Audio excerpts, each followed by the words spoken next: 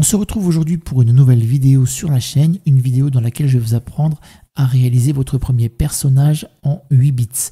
Alors j'ai choisi ce format le plus petit qui soit pour justement vous permettre de comprendre comment est-ce que le pixel art fonctionne. Parce que pixel art, par là, on entend bien sûr, on a un nombre limité. Donc je vais créer une nouvelle image de 8 par 8 pixels. Voilà. Donc là, je voulais réaliser un petit personnage. Alors vous voyez, j'ai un petit modèle un peu sur la partie droite. On va voir ensemble comment réaliser ce petit personnage. Donc l'idée, ça va être dans un premier temps de réfléchir à une silhouette, à une approche. Donc là, nous, on va essayer de faire un premier pont. Voilà, on va faire simplement cette étape-là. 2 pixels qui montent vers le haut, donc ici. Puis 2 pixels horizontaux à côté et en descend de 2 pixels. Et on a déjà élaboré les jambes. Au niveau, eh bien, de son corps, on va faire simple, on va créer un A. Vous voyez, on a créé la lettre A, on vient remplir et on a créé comme ça donc la partie du torse. On a besoin de réaliser le bras, donc on va le mettre ici. Voilà, on a créé notre bras. Et là, on va venir travailler sur la tête. Alors la tête, encore une fois, on est très limité, donc on va pas pouvoir mettre de détails. On va travailler sur quelque chose d'assez simple. Donc moi, je vais prendre une couleur basique, je vais prendre celle-ci du gris. Voilà, et là, je vais venir élaborer son casque. Alors, pour rajouter des détails, vous pourriez éventuellement rajouter 2 yeux ici, mais ce n'est pas obligatoire. Hein. Je vais lui créer un bouclier, donc comme on voit sur la miniature ici à droite. Donc simplement, on va le placer, pourquoi pas ici comme ça, on va le faire sortir un peu là. Et on va lui créer une petite lance, alors voilà, une lance qui touche le sol. On a créé un petit personnage, vous voyez, très simplement en 8 bits. Alors on pourrait l'utiliser, on pourrait être amené à créer des décors, etc. Mais là, c'est vrai qu'on est assez limité. Si maintenant je décidais de réaliser, je vais malgré tout essayer, donc je vais créer un nouveau layers, Shift plus N. Alors je vais fermer celui-ci par contre, document pour vous expliquer comment ça fonctionne. On va partir sur 32 par 32. Donc moi, mon idée, ça va être de créer la lumière du soleil.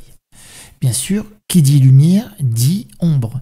Et quoi de mieux pour travailler les ombres que de choisir la couleur opposée sur le cercle chromatique. Alors vous avez le choix ici, vous pouvez prendre ou du bleu comme ceci, ou du mauve. Alors moi je vais partir sur un petit mauve ou un petit bleu comme ça, voilà. Donc là ça pourrait être la couleur de l'ombre ici, ou celle-ci. On a le choix entre ces deux variantes là, donc on peut mettre même plus foncé, après un peu importe. On va travailler avec ça pour les ombrages. Alors je vais imaginer que la lumière elle arrive par le dessus. Et donc je vais prendre mon jaune comme je l'ai dit.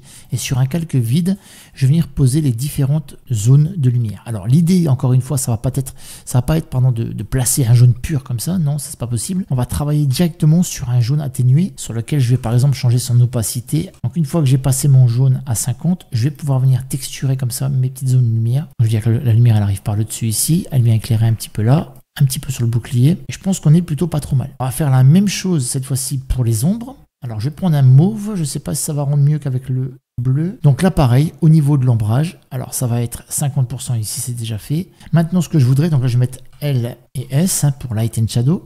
Et ce que je vais faire, je vais créer un nouveau layer au-dessus de caractère et je vais l'appeler cloth en anglais, vêtements. Voilà. Qu'est-ce qu'on va faire ici? Donc là, on va venir travailler sur les vêtements. Là, par contre, ce que j'ai fait, c'est pas forcément le mieux là. Très bien. Donc je vais maintenant créer des vêtements. Alors au niveau des vêtements, ça va être pareil. On va être très très limité. Donc on va travailler sur des couleurs un peu plus pour que vous puissiez voir la différence. Je vais prendre, je sais pas, disons voir un pantalon mauve. Ouais, non, plutôt un pantalon comme ça.